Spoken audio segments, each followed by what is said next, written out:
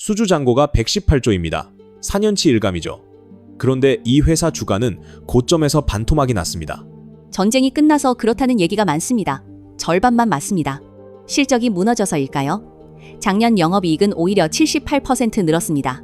수주가 끊겼을까요? 잔고는 오히려 늘었습니다. 그럼 진짜 이유가 뭡니까? 손익계산서 아래쪽이죠. 영업이익으로 3조를 벌었는데 주주 몫으로 남은 건 1조 4천억이었거든요. 그 사이에서 절반 넘게 사라진 겁니다. 오늘은 그게 어디로 새는지 한 칸씩 따라가 보겠습니다. 한화 에어로스페이스, 코스피, 시가총액 45조, K, 방산의 대장주입니다. 먼저 확인하고 싶은 게 있습니다. 이 회사 자주포 만드는 회사 맞습니까? 매출로 보면 아니에요. 작년 26조 7천억 중 절반이 넘는 54%가 조선에서 나왔거든요. 방산은 39%죠. 조선이요? 방산 회사인 줄 알았는데요. 2024년 말에 하나오션을 연결 자회사로 편입했거든요. 그때부터 조선 매출이 통째로 이 회사 장부에 들어옵니다. 매출이 1년 만에 11조에서 26조로 뛴 것도 대부분 그 효과입니다. 그럼 이익도 조선이 제일 많이 냅니까? 아니에요. 여기서 매출과 이익이 갈립니다. 매출 1위는 조선인데 영업이익 1위는 방산이거든요. 2조 2,700억, 전체의 74%죠. 항공은 매출이 2조 5천억인데 영업이익이 135억밖에 안 되네요. 이건 사업이 망가진 겁니까? 아니에요. 이건 회계 쪽 문제입니다. 항공 엔진은 개발비를 부품사가 같이 대고 나중에 엔진이 팔릴 때마다 매출을 나눠받는 계약을 쓰거든요. 지금은 비용만 나가는 구간이죠. 이 비용 937억을 빼면 항공 부문 영업이익은 135억이 아니라 1,072억입니다. 사업이 나쁜 게 아니라 미래 수익권을 사는 중인 겁니다. 자, 이제 아까 열어둔 질문으로 돌아가겠습니다. 영업이익 3조가 왜 1조 4천억이 됐는가? 먼저 영업 밖에서 새는 돈입니다. 이자 같은 금융에서 3,250억, 기타 손실로 4,711억, 지분법에서 833억이 빠집니다. 잠깐요. 법인세가 79억입니까? 세전이익이 2조 2천억인데요. 네, 유효세율 0.36%입니다. 이거 이상하죠? 잠시 뒤에 따로 뜯어보겠습니다. 지금은 그 아래 칸이 더 중요합니다. 순이익 2조 2천억 중에서 비지배 지분, 그러니까 자회사의 다른 주주들 몫으로 7,970억이 빠져나갑니다. 남은 게 1조 4,050억이죠. 자회사 다른 주주들 몫이라는 게 지분을 100% 안 갖고 있다는 뜻이죠? 정확합니다. 그리고 이게 이 회사를 이해하는 핵심입니다. 지분율을 보시죠. 그런데 기사에서는 한화오션 지분을 42%라고 하던데요. 그 42%는 최대 주주와 특수관계인을 다 합친 숫자입니다. 한화에어로가 직접 가진 건 30.44%예요. 여기에 한화시스템이 든 몫을 지분율만큼 곱해서 더하면 실제로 이익을 가져오는 유효 지분은 약 35.9%입니다. 매출과 영업이익은 지분율과 상관없이 100% 합산됩니다. 그런데 이익의 귀속은 이 35.9%를 따릅니다. 이 간극이 오늘 이야기의 축입니다. 실제로 올해 1분기에는 순이익의 절반이 넘는 50.5%가 소수주주 몫으로 갔어요. 절반이 남의 돈이었던 셈이죠. 절반이요? 그럼 이 비율이 계속 나빠지고 있는 겁니까? 아니에요. 여기는 정확히 짚어야 합니다. 이 비율은 원래 출렁이거든요. 작년 1분기는 58.7%로 더 높았고 2분기는 30%였죠. 추세가 아니라 그 분기에 어느 자회사가 벌었느냐의 문제입니다. 1분기에 튄 이유는 단순합니다. 한화오션이 5천억을 벌 때 한화시스템은 958억 적자였거든요. 지분 낮은 쪽이 벌고 지분 높은 쪽이 까먹으면 이 비율은 기계적으로 올라갑니다. 여기까지가 구조입니다. 그런데 저희가 더 중요하게 본 건 따로 있습니다. 100% 소유한 본업, 지상방산의 영업이익률입니다. 작년 3분기 27.1%에서 4분기 19.5%, 올해 1분기 17.1%로 3분기 연속 내려왔습니다. 1분기는 원래 비수기 아닙니까? 계절 문제일 수도 있잖아요. 좋은 반론인데 이 경우엔 성립하지 않습니다. 지금 보시는 건 작년 같은 분기와 비교한 숫자거든요. 계절성은 1분기가 왜 작은지는 설명해도 작년 1분기보다 31% 더 작은 건 설명하지 못합니다. 게다가 마진이 꺾이기 시작한 건 1분기가 아니라 작년 4분기입니다. 4분기는 방산의 최성수기예요. 여기서는 계절 핑계가 안 통합니다. 회사는 뭐라고 설명합니까? 수출 매출이 줄어서라고 합니다. 수출은 내수보다 마진이 높으니까요. 그런데 저희가 계산해보니 믹스 변화로 설명되는 건 감소분의 3분의 1 정도였습니다. 나머지 3분의 2는 수출 물량 자체에 마진이 눌린 것으로 역산되죠. 다만 회사가 수출과 내수 마진을 따로 공시하지 않아서 저희도 확정하진 못했습니다. 여기까지는 가설이에요. 폴란드 현지 생산 전환도 변수입니다. 완제품을 수출하다가 현지 합작법인의 부품과 라이선스를 파는 구조로 바뀌었거든요. 건당 마진은 통상 얇아집니다. 아까 미뤄둔 거 짚고 갑시다. 법인세 79억. 이거 세금 안 낸 겁니까? 그렇게 읽히기 쉬운데 아닙니다. 이건 표시 효과입니다. 법인세 비용 79억은 이렇게 나온 숫자예요. 올해 낼 세금 6,101억에서 2년 법인세 수익 6,012억을 뺀 차액입니다. 실제로 현금으로 낸 법인세는 5,719억입니다. 세전 이익의 25.9%죠. 지극히 정상입니다. 그럼 그 이연 법인세 수익은 어디서 나온 겁니까? 거의 전부 하나오션입니다. 과거에 쌓인 결손금을 앞으로 쓸 수 있게 되면서 자산으로 잡은 거죠. 하나오션을 빼면 나머지 실체의 유효세율은 오히려 30%입니다. 한화에어로 본체만 보면 23.7%고요. 판정하면 이렇습니다. 세금을 안 낸 게 아니죠. 다만 일회성도 아니에요. 2024년 5.8%, 작년 0.36%, 올해 1분기 5.2%로 3년째거든요. 아직 쓰지 않은 결손금도 3조 2천억 남아 있어서 당분간 이 왜곡은 계속됩니다.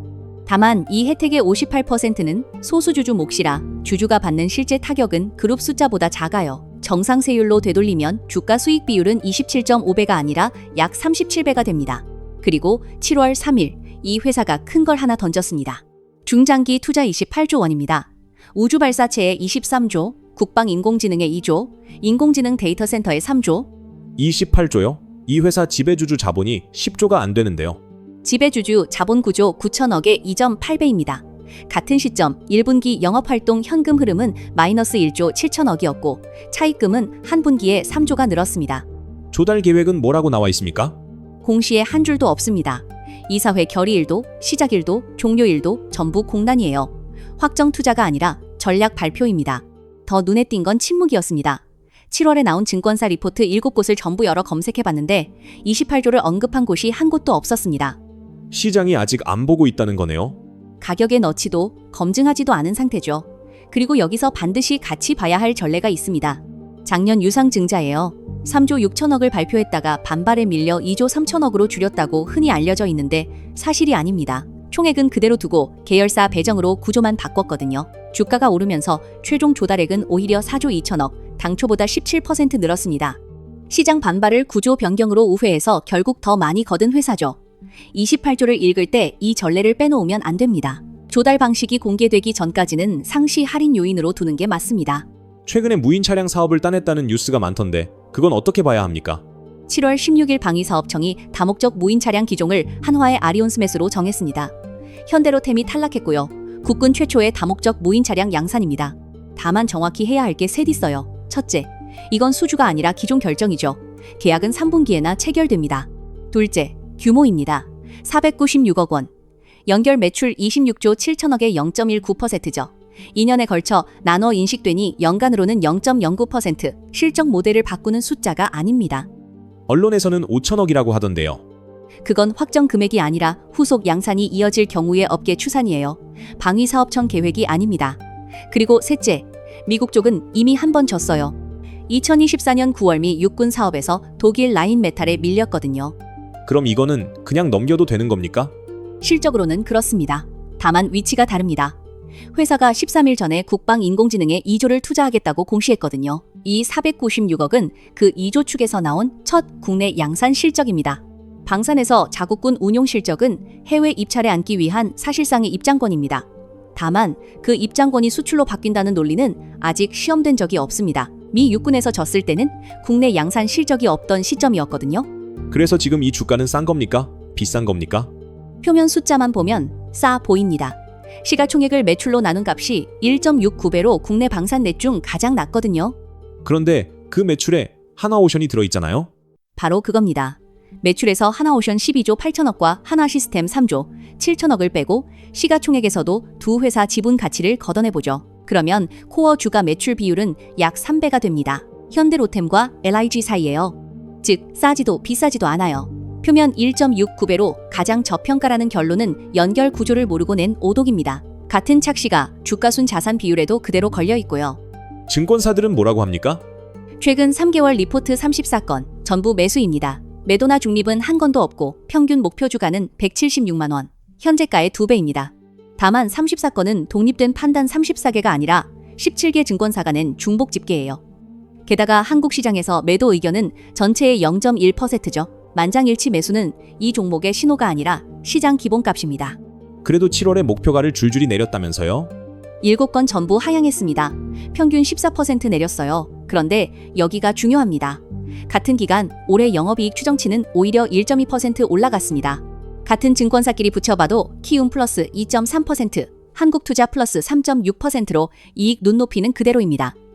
셀사이드는 실적 서사를 철회한 게 아닙니다. 지불할 배수만 낮춘 거예요. 그 이익 전망은 달성 가능한 겁니까?